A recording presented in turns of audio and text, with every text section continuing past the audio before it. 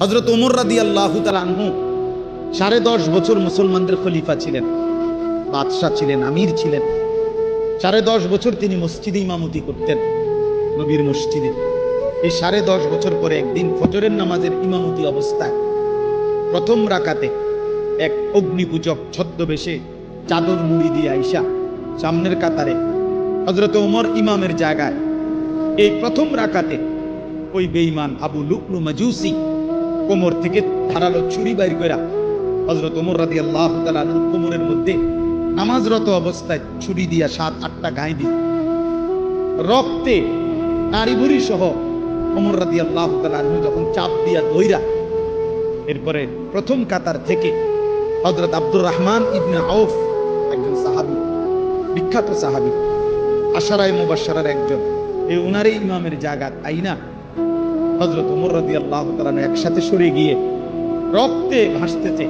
এই অবস্থায় একটা কথাই শুধু বলছে, আব্দুর রহমান, আগে নামাজ শেষ করো, তারপরে আমারে ধরো।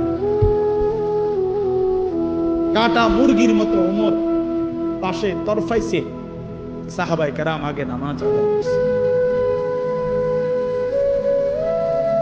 প্রিয় বন্ধু, ইসলামের জন্য যদি কিছু মনে পড়ে, আখিরাত মনে পড়ে, সেজদা দিতে হবে। আমি শক্ত কথা বলছি আর কি, সেজদা বিহীন আসলেই মানুষ হয় না। আল্লাহ কোরআনে বলছে, মনের ইচ্ছা মতো যে চলে সে ইনহুম ইল্লা কাল আনআম। আল্লাহ বলেন সে মানুষ নয়, সে চতুষ্পদ জন্তু। চতুষ্পদ জন্তু। এজন্য ভাইয়া নামাজ পড়া দরকার, নামাজ পড়া দরকার। অনেক যুবক ভাই সামনে আছে, দাঁড়িয়ে আছো, সবার কাছে অনুরোধ, নিজের উপরে কদর করো, নিজের উপরে দয়া করো। এই মোবাইল শেষ পর্যন্ত ভালো কিছু দিবে না, এই বন্ধুদের আড্ডা শেষ পর্যন্ত ভালো কিছু দিবে না, ভালো কিছু দিবে না। শেষ পর্যন্ত আমরা একাই, কবরে তো একাই, দুনিয়া তো একা, আমরা বাস্তবতা হলে একা। আচ্ছা, আমার যে মনে করেন আমিও সবসময় ভাবি আমি একাই। আমার যদি পেটে ব্যথা করে, আর কারো পেটে ব্যথা করে না, আমি একাই। আমার যেদিন পাও ভাঙছে, সেদিন আমার বন্ধুদের পাও ভাঙে নাই, আমারই পাও ভাঙছে। আমার যেদিন জ্বর উঠছে গত সপ্তাহে, আমার সাথে তো আমার বন্ধুদের জ্বর ওঠে নাই, আমি একাই। আমি হাসলে আমি কাঁদলে আমরা প্রত্যেকে একাই মূলত। কাজেই নিজেকে ভুলে যাওয়া, নিজের আখিরাত ভুলে যাওয়া, নিজের মরণ ভুলে যাওয়া, এটা জীবনের ব্যর্থতা, পরাজয়, এটা লাঞ্ছনা। আল্লাহ আমাদেরকে বুঝ দান করে, আল্লাহ আমাদেরকে বুঝ দান করে।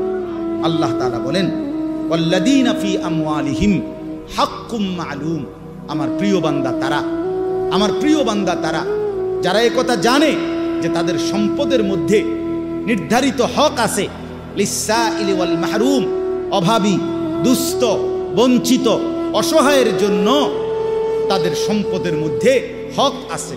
অর্থাৎ আমাকে এটা মনে রাখতে হবে, আমার যে 10টা টাকা আয়, 100টা টাকা আয়, 50টা টাকা আয়, এর মধ্যে পুরাটা টাকা আমার না। আমার এই টাকার মধ্যে একটা অংশ গরিবের আছে, এতিমের আছে, বঞ্চিতের আছে, মাহরুমের আছে। আল্লাহর রাস্তায় খরচ করা, এইটা আমার সম্পদের নিয়মিত ডেইলি দায়িত্ব। বুঝছেন আমার কথা? একটা গুরুত্বপূর্ণ কথা বুঝেন, কোরআনুল কারীমের মধ্যে আপনারাও শুনছেন, যত জায়গায় নামাজের কথা আছে, তত জায়গায় আল্লাহর রাস্তায় খরচের কথা আছে। এটা শুনছেন না? এই কথা, এটা যাকাতের কথা আছে, ইনফাকের কথা আছে। এখানেও তো এই মাত্র বলল, আল্লাযীনা হুম আলা সালাতিহিম দাঈমুন। প্রিয় বান্দা তারা যারা নিয়মিত নামাজ পড়ে। আবার বললেন, প্রিয় বান্দা তারা যারা নিজের সম্পদে গরিব, দুঃখী, অসহায়, এতিম, ফকির, মিসকিনের হক আছে এ কথা মনে করে। তাহলে বোঝা গেল, আমার সম্পদ পুরাটা, যাই আমার উপার্জন, পুরাটা আমার না। পুরাটা কার না? কথা বলেন না। আমার, পুরাটা আমার। এটাই আমার শেষ কথা আজকে, পুরাটা আমার না, এটা মনে রাখতে হবে। কোরআনুল কারীমে আমাদের একজন পাকিস্তানের বুজুর্গ ছিলেন, হযরত মাওলানা মুফতি রশিদ আহমদ লুধিয়ানভী রাহমাতুল্লাহি আলাইহি। ওনার একটা কিতাবে আমি পড়ছি, উনি খুব সুন্দর একটা কথা বলছেন, কয় যে সূক্ষ্মভাবে আমাদেরকে শয়তান একটা কথা ভুলাইয়া দিছে।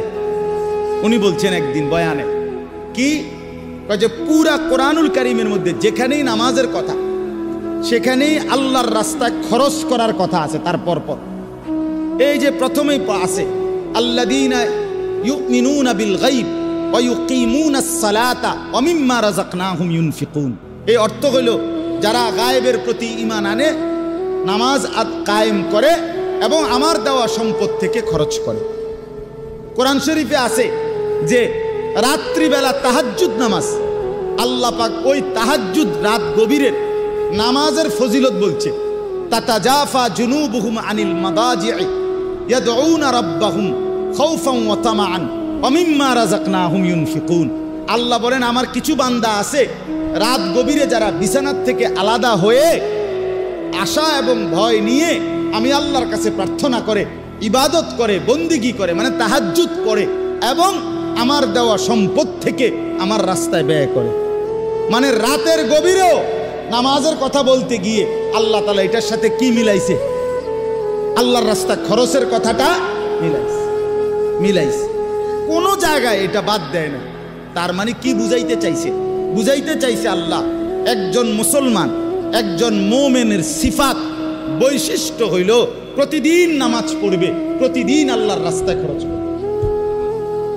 কথাটা আমার বুঝছেননি? এইটা মুমিনের সিফাত, এটা জান্নাতি বান্দার বৈশিষ্ট্য, এটা প্রিয় বান্দার বৈশিষ্ট্য। নামাজ পড়বে কোন দিন কোন দিন, কথা বলে না তো। আল্লাহর রাস্তায় দান করবে কোন দিন কোন দিন, পরিমাণে কম, সামান্য, কিন্তু প্রতিদিন আমার সাধ্য মতো একটু হোক। নবীজি বলছে খেজুরের দানা হোক, ওয়ালাউ বিশিক্কি তামারা, খেজুরের আটি, খেজুরের দানার পরিমাণে হোক, একটা চকলেট পরিমাণে হোক, একটা বুটের দানা পরিমাণে হোক। রাসূলুল্লাহ সাল্লাল্লাহু আলাইহি ওয়াসাল্লাম বলছে ইত্তাকুন নার, জাহান্নাম থেকে বাঁচো, প্রয়োজনে খেজুরের দানা দিয়ে হলেও। এজন্য বললাম এটা সিফাত বানানো চাই।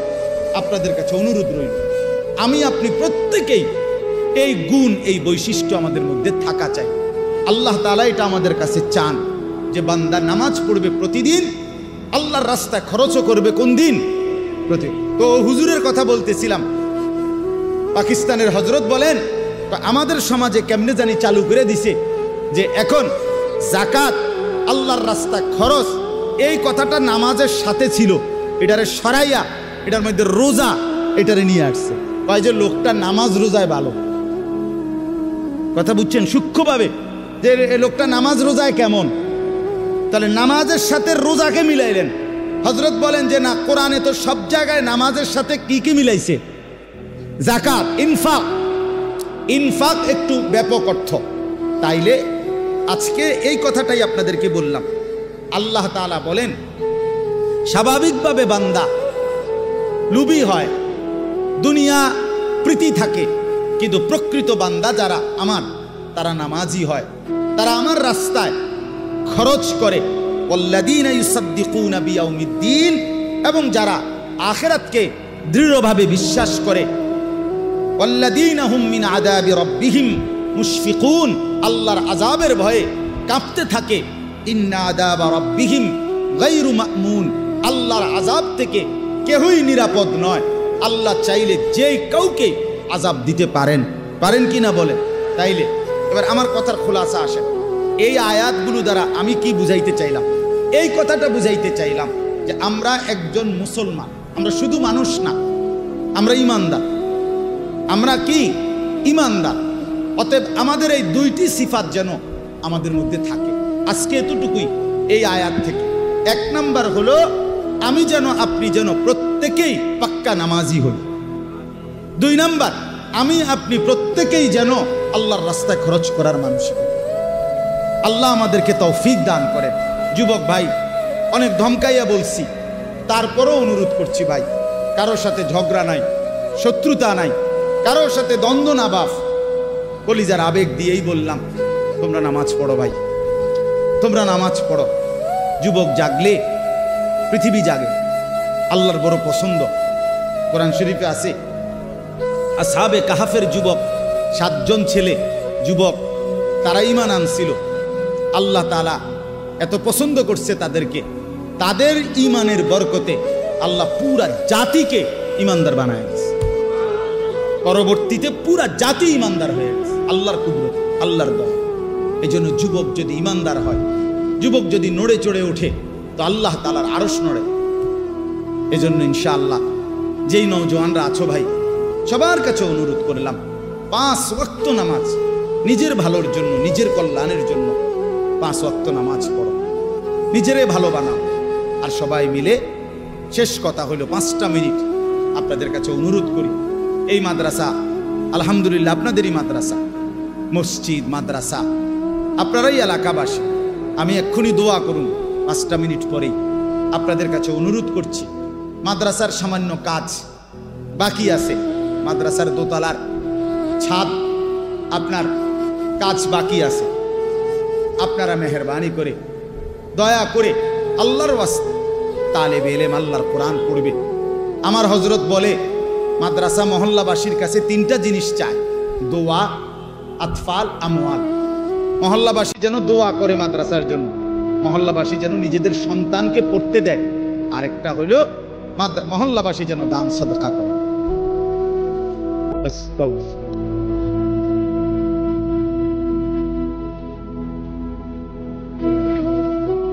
খলিল ভাই 500 টাকা, মাশাআল্লাহ। ছেলেদের গুরু উঠে আনছে।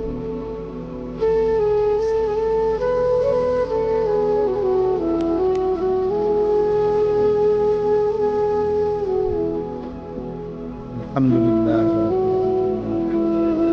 اللهم أنت السلام ومنك السلام تباركت يا ذا الجلال والإكرام يا أرحم الراحمين يا أرحم الراحمين يا أرحم الراحمين ربنا ظلمنا أنفسنا وإن لم تغفر لنا وترحمنا لنكونن من الخاسرين ربنا آتنا في الدنيا حسنة وفي الآخرة حسنة وقنا عذاب النار رب ارحمهما كما ربياني صغيرا ربنا هب لنا من أزواجنا وذرياتنا قرة أعين وجعلنا للمتقين إماما مولاي كريم अपनी माफ करो रब करीम अपनी माफ करो आय अल्लाह अपनी माफ करो बेशुमार गुनाह माफ करो আল্লাহ। পিছনের জিন্দেগি বড় বেশি নাফরমানের জিন্দেগি,